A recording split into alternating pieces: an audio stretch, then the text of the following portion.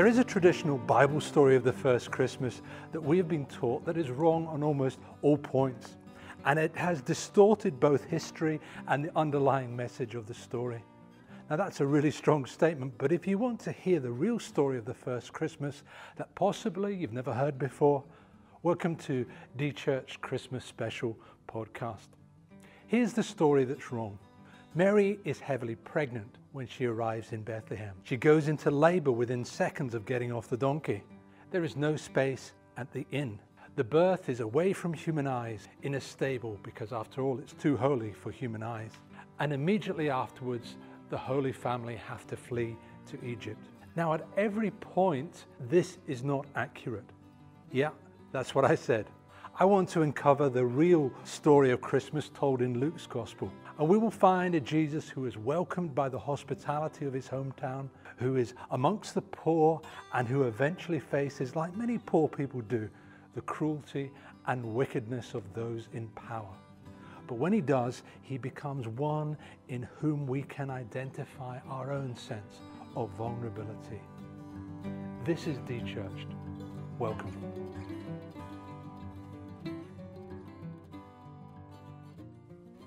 Our main source for our traditional Christmas story is the book of Luke, chapters 1 to 2, and the beginning of Matthew. The challenge for interpreters is having an understanding of a 2,000-year-old Greek language, first century Palestinian culture, and first century archaeology. And when this comes into conflict with a competing church tradition of how the Christmas story goes, it gets really tricky. Let's take each of the points we mentioned in turn. Mary is heavily pregnant when she arrives. She goes into labor within seconds of getting off the donkey. That's wrong. There is no evidence for this in most translations. The Greek gives no indication that the baby is ready to pop out in a hurry. Many scholars argue that she could have been in Bethlehem for some time before the child is born. Next statement, there is no space at the inn. Here is a big mistake. The word for inn is not used in this passage. Luke has a word for inn that he uses in the story of the Good Samaritan. It's not used in the Christmas narrative.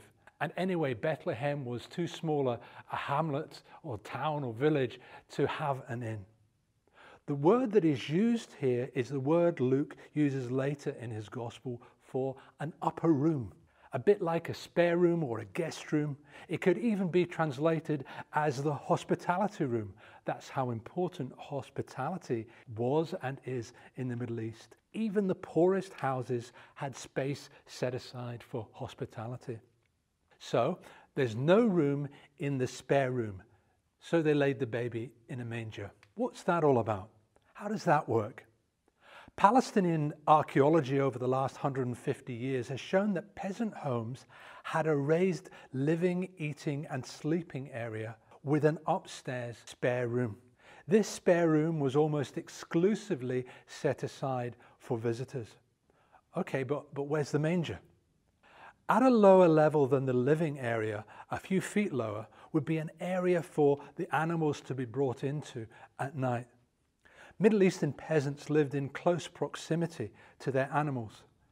So you've got an upper floor, a living, eating and sleeping area on a lower level, and then lower still, an animal area.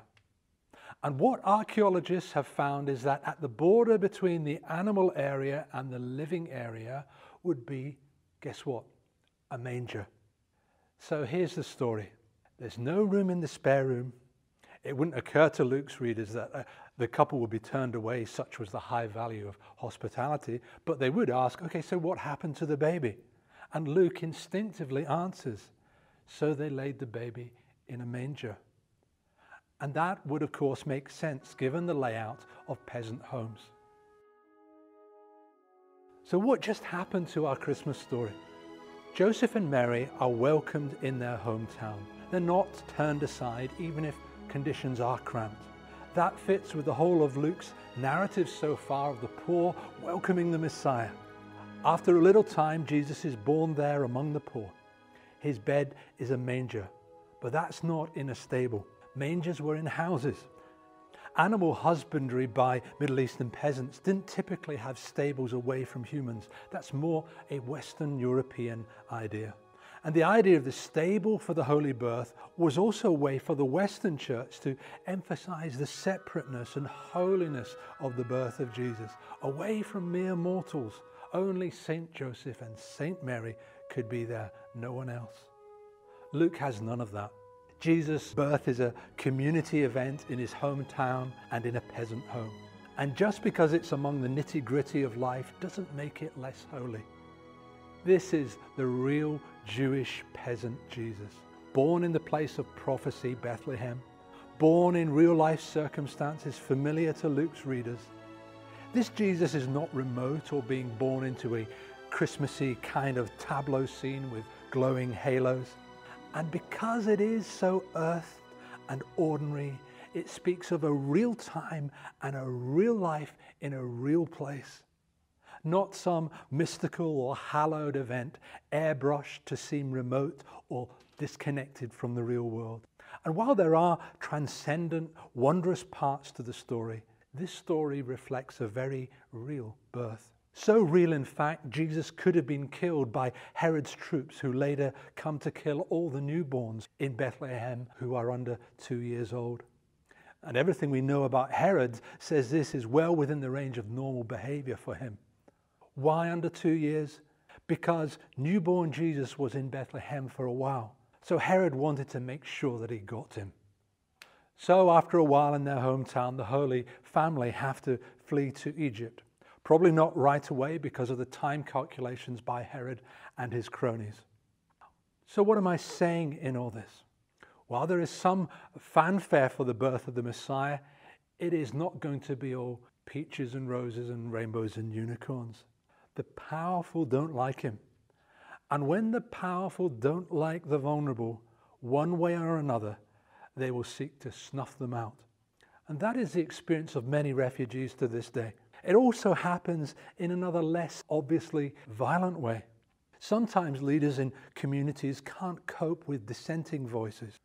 They marginalize certain viewpoints. Or the community itself acts as a kind of policeman stopping or suppressing alternative voices. Maybe that's been your experience. Herod was threatened by an alternative ruler, another way of thinking that would undermine his total power. Jesus became an exile from his hometown and from his own people, God's people. But, says Luke, he continued to grow in his relationship with God.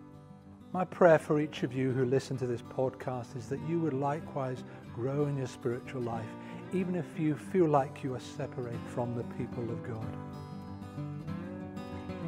This space is one of welcome. Let's keep traveling together as the D Church.